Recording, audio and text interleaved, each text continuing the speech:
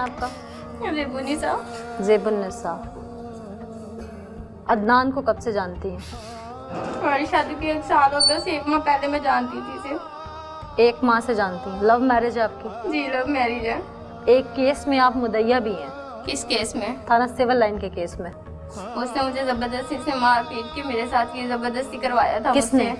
अदनान ने। मैंने अभी तक हार्श लैंग्वेज नहीं इस्तेमाल, मैं औरत हूँ। मैं बहुत सारी इन्वेस्टिगेशन के बाद यहाँ तक पहुँची हूँ। थाना सिविल लाइन का जो केस था उसका क्या मामला था?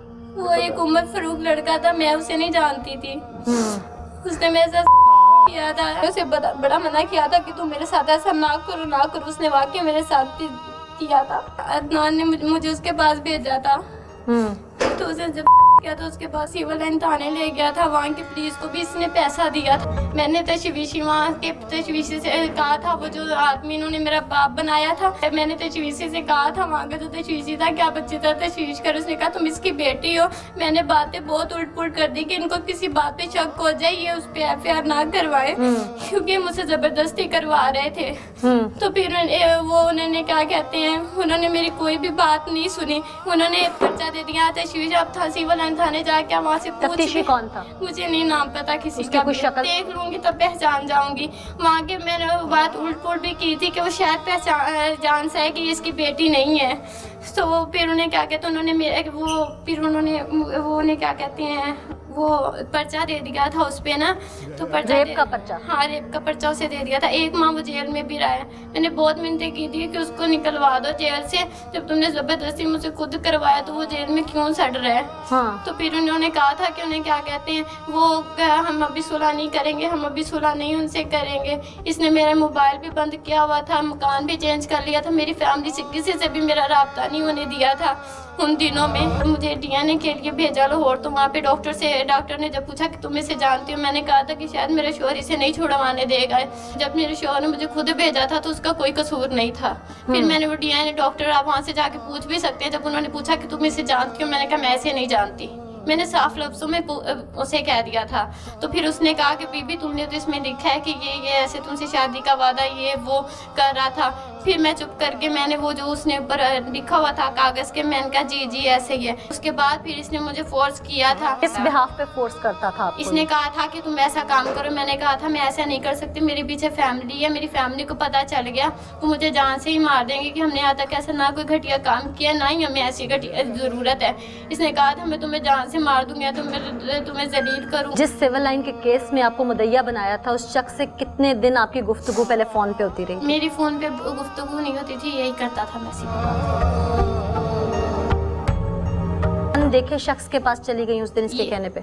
इसने मुझे बहुत मारा था और मेरे पास और कोई चारा नहीं था। इसके पास मेरी कुछ भी, इसने मेरी पिक्स वगैरह बनाई थी। इसने कहा था मैं फेसबुक पे दे दूंगा और मैं कहूँगा कि इसने खुद ही ऐसी अपलोड की है तो मैं कहीं का नहीं छोड़ूंगा। इसने मेरे साथ बहुत ज्यादतियां की। मैं तो कहती हूँ इसे जिंदगी भर भी जेल से मत छोड़ना। आप थाने में खुद क्यों नहीं चीख के बोली कि मेरे साथ ज्यादती हो रही है? वालदा तक आपकी रसाई नहीं थी, फोन बंद था आपका, पुलिस के पुलिस वाले इनके साथ है तो मैं क्या करती? जब मैंने तशवीशी को साफ लफ्जों में कह दिया था ये जो असल में मेरा बाप बना पड़ा है, इसे आप पूछे कि मैं इसकी बेटी हूँ कि नहीं। अदनान से कैसे मुलाकात हुई थी आपकी? मैंने शादी की थी ना तो उनकी डेथ हो गई थी, पटवारी थे, उनकी पेंशन वगैरह भी नहीं। वो इधर जाती थी AC के दफ्तर में, अबूजर लीडर था। अपने ना मामा की फाइल आज से 2 साल पहले तक की बना के रखी है। इतनी ने साइन वगैरह कर दिए थे। इसने ना मामा से कहा कि आप ना मुझे अपनी बेटी का रिश्ता दो, मैं फिर पेंशन के कागज भेजूंगा। 2 साल पूरे इस बंदे उसे कैसे पता था कि बेटी है इनकी? 1-2 बार ना वो ना दरवाजे पे आया था कागज पकड़ाने के लिए, मामा से ना अंगूठे लगवाने आया था कि ना वो पेंशन मामा घर नहीं थी। मैंने दरवाजा लॉक कर लिया था। मैंने कहा अंकल वो ना घर पे नहीं है। फिर आपकी शादी अबूजर से हुई? 1 माह गुजर गया। उसने पेंशन नहीं थी बना के दी मामा को। उसने कहा कि ना मैं कोई पेंशन बना के देता हूँ ना। उसने मेरी जिंदगी तबाह की। 1 माह मेरे साथ वो रहा। फिर उसने उन्हें क्या कहते हैं, फिर उसने मुझे डिवोर्स दे दी। उसने कहा तुम लोग मेरा कुछ भी नहीं बिगाड़ सकते, मेरी नौकरी है, मैं आदमियों को जानता हूँ, मैं तुम्हें नशर करूंगा। उसके पास मेरी तस्वीरें पिक्स वगैरह थी। उसने फिर वो वापस घर आता रहा। उसने 1-2 बार मेरे साथ ताल्लुक रखा? हाँ उसने 1-2 बार या फिर मैंने अपनी वालदा को बताया, फिर हम लोग, वो मान नहीं रहा था कि मेरी बीवी है। फिर हम लोगों ने वहाँ पे इधर हासिलपुर में इसके खिलाफ भी दी थी कि ये मेरे साथ ना करता रहा, ऐसा करता रहा। फिर इसने वहाँ पे अपना निकाह नामा, पिक्स वगैरह सारा कुछ वहाँ पे दिया। अदनान को गो थ्रू किसने किया था? ਦਫ਼ਤਰ 'ਚ ਬੈਠੇ ਸਾਂ ਸਾਜਿਦ ਦੇ ਦਫ਼ਤਰ ਤੇ ਨਾ, ਇਹਨਾਂ ਨੇ ਇਹੀ ਗੱਲ ਕਹੀ, ਅਸੀਂ ਸਾਨੂੰ ਨਾ ਤੂੰ ਦੇ ਲਿਖ ਕੇ, ਉਹ ਤੇਰੀ ਪੈਨਸ਼ਨ 'ਚੋਂ ਮਿਲੇ ਹਿੱਸਾ, ਕਿ ਹਿੱਸਾ ਦੇ ਸਾਨੂੰ। ਸਾਨੂੰ ਹਿੱਸਾ ਦੇ। ਕੌਣ ਕੌਣ ਸੀ ਉੱਥੇ ਬੈਠਾ ਉਸ ਵੇਲੇ? ਇਹ ਸਾਜਿਦ ਸੀ ਤੇ ਇੱਕ ਉਹ ਜਿਹੜਾ ਸੀ ਸਾजिद साफी।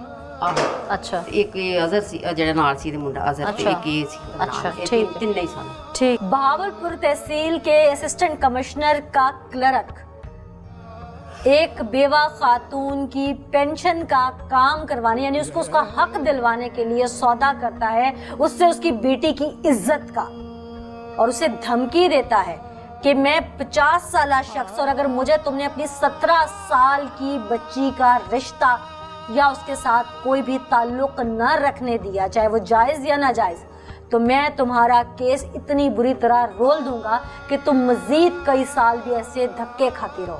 अफसराने वाला के कान बंद हैं, आंखें बंद हैं, या शीशे की दीवार या ताबूत में बंद हैं जो सुनना नहीं चाहते, लेकिन मैं जोड़ूंगी, मैं ललकारूंगी। आप मुकामी सहाफ़ी हैं यहाँ पे। ये अबू ज़र असिस्टेंट कमिश्नर का एक क्लर्क होके लोगों की इज्जतों के साथ सौदेबाजी करता है।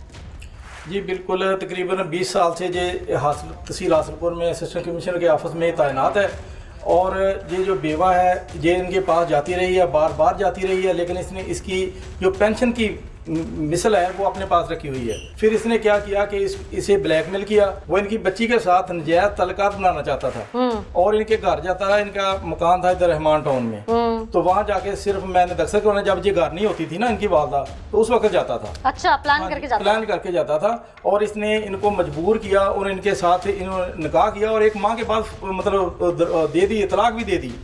और उसको इतनी जरूरत थी, इसकी एज तकरीबन 50 साल के करीब है। अबू ज़र की पहले भी ऐसे काम करता है? पहले भी, लेकिन लोगों से पैसे लेता है रिश्वत के। इसके खिलाफ केस है, काफी लोगों को ब्लैकमेल करता है। इसके खिलाफ कोई कार्रवाई नहीं होती। क्या डीसी से लेके एसी तक सब मिले हुए हैं इसके साथ? बिल्कुल सब मिले हुए हैं जी। इनके खिलाफ जब भी हम आवाज उठाते हैं तो ऊपर से हमें मतलब दबाव डाला जाता है, फोर्स किया जाता है। जो सियासतदान है जी, जहाँ मामूली से क्लर्क के लिए कोई सियासतदान क्यों जोर डालेगा? बात समझ नहीं आई मुझे। वो इनसे हिस्सा लेते हैं ना जी। इस तहसील हासिलपुर के जितने भी उनके टिकट होल्डर या उनके नुमाइंदगान हैं, उनको जांचने की ज़रूरत है। चाहे ये मुंतखब जमात है तो चाहे अपोजिशन है, ये लोग एक क्लर्क के हाथ दिख रहे हैं तो मुल्क क्या चलाएंगे? मैं ताज्जुब में पड़ गई हूँ ये बात सुन के आपकी। जी बिल्कुल ऐसे ही, और हकीकत है, 100% हकीकत है। ये इनसे पैसे लेते हैं, हिस्सा लेते हैं, या इनसे निजायज काम करवाते हैं। इसके जो असासे हैं वो चेक किए जाएं। अबू ज़र के इसने लाहौर में अपने मतलब कोठियाँ ली, खरीद की हुई हैं। अच्छा। हाँ जी, और वो मेरे ख्याल करोड़ों में होगी, और इसने रकबा भी बनाया हुआ है। 3 गाड़ियाँ इसके पास। आप एक जर्नलिस्ट थे, आपके पास अप्रोच के बहुत सारे इदारे हैं। एक अदनान जैसे ब्लैकमेलर के साथ आपने इन 2 माँ बेटियों की मीटिंग कैसे करवा दी? आप तो समझते हैं चीज़ों को। ये वैसे ही बैठे हुए थे जी, तो उन्होंने कहा जी हम बहावलपुर से वो आए थे किसी गाड़ी के सिलसिले में, उनकी कोई गाड़ी थी इधर, उस सिलसिले में आए थे। तो उन्होंने कहा जी हम इनका काम करवा देंगे, हमारा वकील भी अपना है, फ्री वकील करके देंगे, तो हम इनका फ्री केस लड़ेंगे। आप अदनान को पहचान नहीं सके? मेरी उसके साथ इतनी मुलाकात नहीं थी। अजहर हमारे हासिलपुर का था, वो उसके साथ ही आया था जी। अजहर को जानते थे कि पहले से क्या करता है? अजहर का इतना पता था कि उसका एक शोरूम है जी। नाजरीन, किसी को नहीं छोड़ेंगे, एक एक को बाहर निकालेंगे ताकि ऐसा कोई गिरोह दोबारा फन ना फैला सके।